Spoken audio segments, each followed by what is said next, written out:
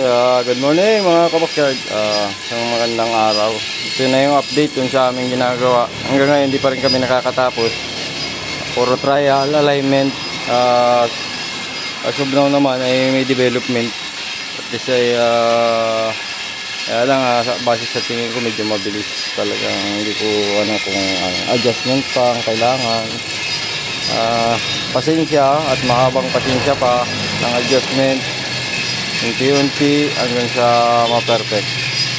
Ito na yung status niya ngayon. Nandito pa rin kami sa pag-aalay na mechanical.